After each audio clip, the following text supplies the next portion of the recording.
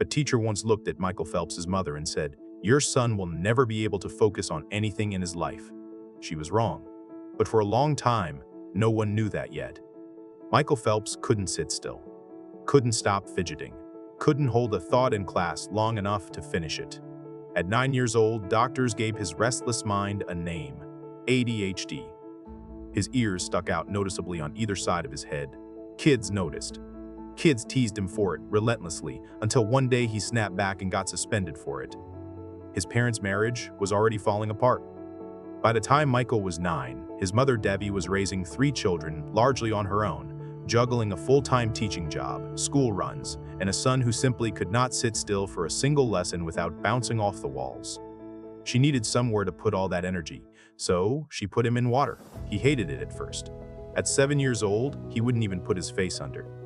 So they taught him backstroke instead, the only stroke where his face stayed safely above the surface.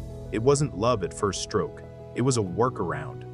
But something happened the day he finally let his face go under. The chaos in his mind went quiet. "In the water," he would later say, "I felt, for the first time, in control." Think about that for a moment. A boy who couldn't focus on a single thing in the world around him, suddenly discovering the one place where his mind went completely still.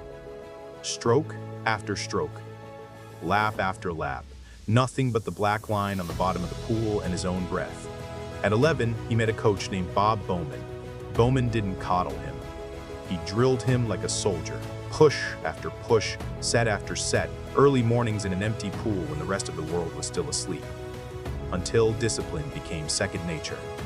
Phelps has called it the smartest decision he ever made, handing his future to a man who refused to let him coast. By 12, he was breaking national age group records. By 15, he had made the U.S. Olympic team for Sydney 2000, the youngest male swimmer on the American roster in 68 years. Surrounded by grown men who had trained their entire adult lives for this moment. He finished 5th, not a medal in sight, but not a defeat either. A warning shot to the rest of the world. 4 years later in Athens, the warning became real. 6 gold medals, 2 bronze.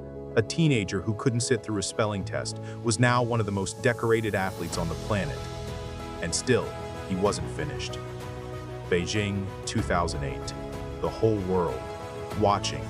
Mark Spitz's 36-year-old record, 7 gold medals in a single Olympics, had stood untouched since 1972.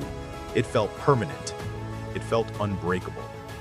It felt like the kind of record that simply doesn't fall. Phelps didn't just break it, he obliterated it.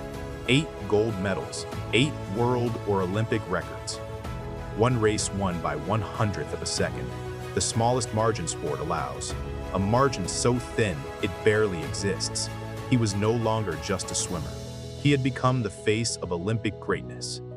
But success didn't fix everything underneath. After London 2012, 4 more golds, a record-extending medal count, Phelps walked away from the sport. And in the silence that followed, the thing he had been outrunning for years finally caught up with him. The depression had always been there, quietly, even at the height of the medals and the anthems and the flashing cameras. In 2014, he was arrested for driving under the influence, his second DUI. It cost him a 6-month suspension from the sport and, by his own account, very nearly cost him everything else. He has since said that in the days after that arrest, he didn't want to be alive anymore. This was the lowest point, not a lack of talent, not a lack of medals. A man who had conquered every pool in the world and still felt like he was drowning. What changed wasn't a race. It was a decision to get help. Phelps checked into treatment and began confronting the depression and anxiety he had buried under 2 decades of relentless training. And for the first time in his life, he started talking about it instead of swimming through it. That honesty became its own kind of turning point. He came back to the water not to outrun his mind anymore, but because he had finally learned how to sit still inside it. Rio 2016. 31 years old, ancient by swimming standards. His fellow athletes voted him the honor of carrying the American flag at the opening ceremony. And then he went out and did what everyone quietly suspected he still could. 5 more gold medals, 1 silver. closing his Olympic career with a number no one has come close to since. 28 medals, 23 of them gold. The most decorated Olympian in the history of the Games, by a distance that no one is approaching. But ask Phelps today what he is proudest of, and he won't lead with the medals. He'll talk about the foundation that has introduced swimming to more than 15,000 children.